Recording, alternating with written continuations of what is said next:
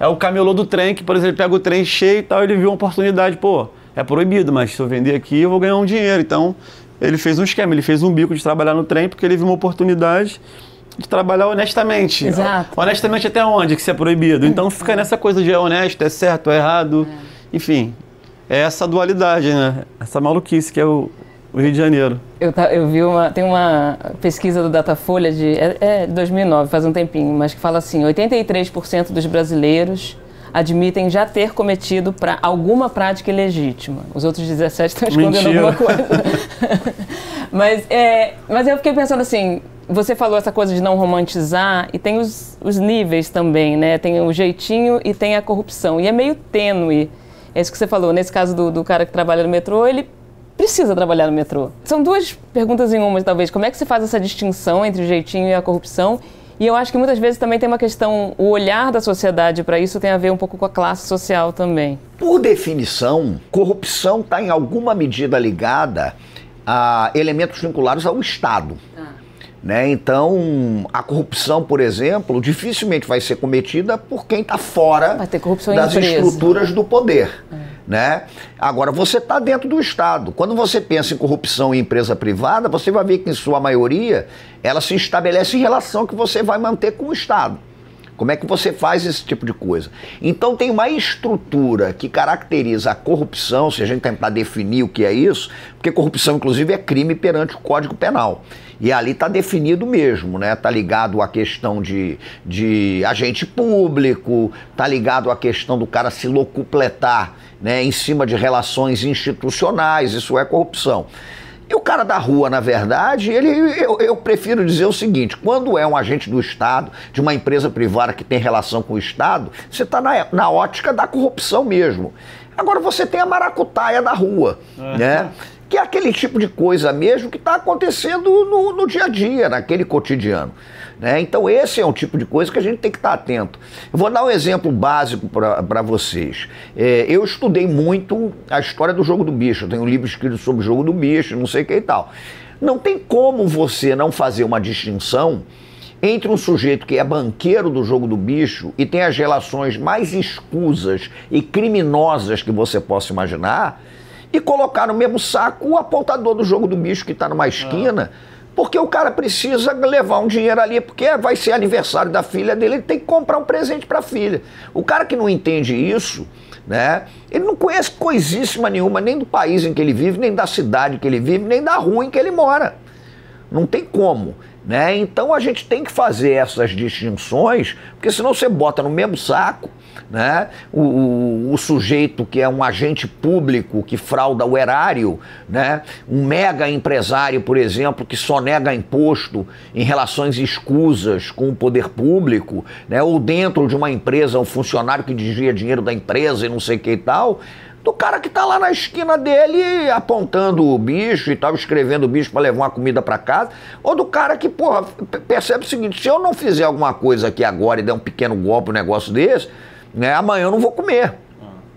Então essas distinções, elas são importantes, senão fica aquele discurso de vestal, não, porque eu, não sei o quê. No Rio de Janeiro, vamos falar a sinceridade, você não faz nada que em alguma medida não dialogue com o ilegal.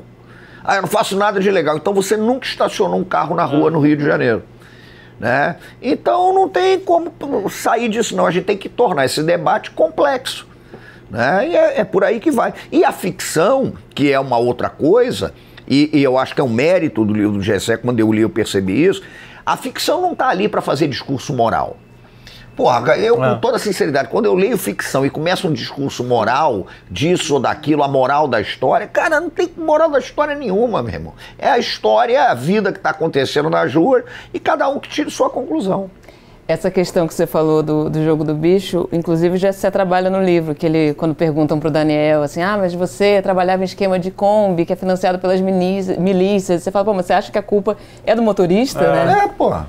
Igual se você parar para ver a guerra, as drogas e tal, sempre quem sofre ali na hierarquia, o menor, que é o vapor, o cara que tá vendendo ali o pó, a gente sabe que o esquema muito maior vem de políticos, vem de, enfim, de fronteiras e tal. Mas se você for ver as prisões no Brasil, estão lotadas de pessoas que estavam ali passando a carga. Ou você vai prender alguém, um apontador, é sempre o que está ali abaixo ali na hierarquia que acaba sofrendo, enfim, mais represálias, enfim, que levam um tiro, que... Trabalhador enfim, precarizado. É isso. Um trabalhador precarizado, pô. Esse esquema de vans, eu morei em São Paulo há muito tempo, né? Em São Paulo, no começo dos anos 2000, ali durante a gestão da Marta como prefeita, foi regularizado, né? Eles chamam de peruas lá. Aqui chama perua também, não? Alguns lugares. E aí regularizou, agora, desde então, licitação, né? Que aí são outros esquemas que podem estar envolvidos, mas a licitação é tudo regularizado. Como é que é isso? Essa história aqui que você conta, ela se passa meio que hoje, assim, esse esquema é hoje das vans, como é que é essa questão com as milícias? Então, essa questão, por exemplo, aqui também regularizou durante o tempo, mas só que só tinha vaga para regularizar na área tal, tipo, sei lá, de Jacarepaguá até Barra. Aí regularizava lá, mas rodava em outro lugar, rodava onde a pessoa já rodava, ali perto do bairro e tal. E foi mudando, né? Antigamente tinha uma linha ali que você fazia parte de uma cooperativa, você pagava para ter direito a circular nessa linha, nesse trajeto. E aí depois, com o crescimento das milícias, isso começou a mudar. Você não tinha mais uma linha. Você pagava uma taxa por responsável daquela área onde a van circula, e aí você paga uma taxa pro cara e você pode rodar tranquilo, sem linha. E aí tem um cara que fica de moto seguindo o carro do Detro, tipo, que é o que fiscaliza, né? Porque tem uns caras do Detro que eles não se corrompem, eles pegam mesmo, eles prendem van e tal. Aí fica um cara de moto seguindo ele e avisando no grupo do WhatsApp. Antigamente era no rádio, né? Que se tem avisando, fulano tá em tal lugar aqui, não sei o que é. Aí os motoristas procuram alternativas para poder desviar dessa rota.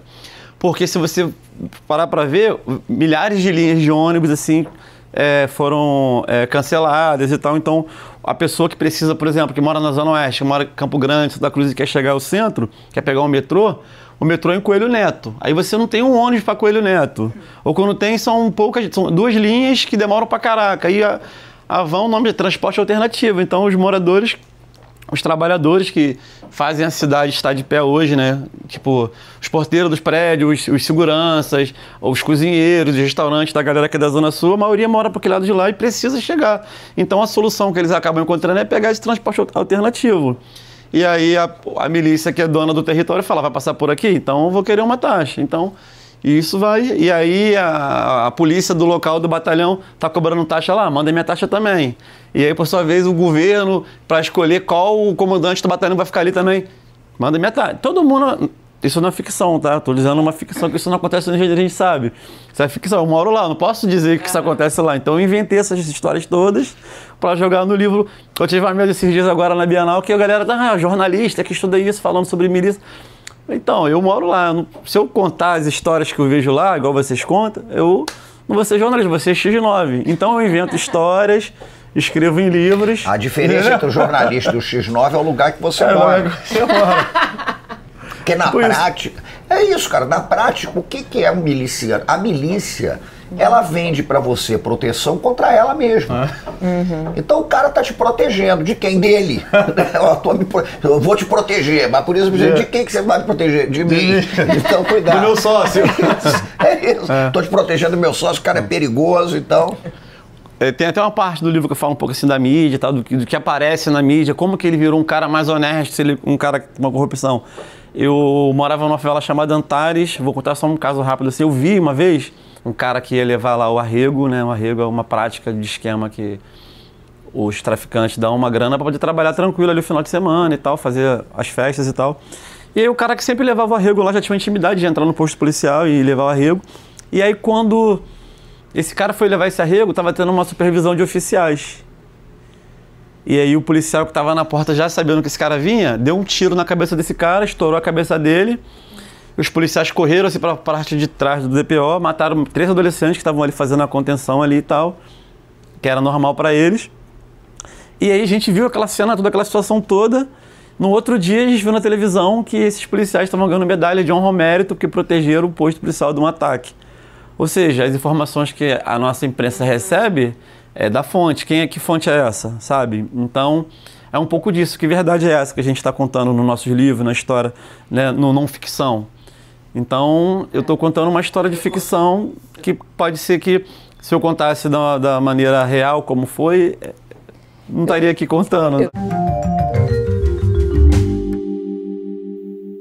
Tá tentando entender o Brasil, mas não enxerga todas as suas camadas? Eliana Alves Cruz, no Amado Mundo. O nosso mundo com profundidade, leveza e um olhar pra frente. Amado Mundo. Dá pra se informar sem surtar.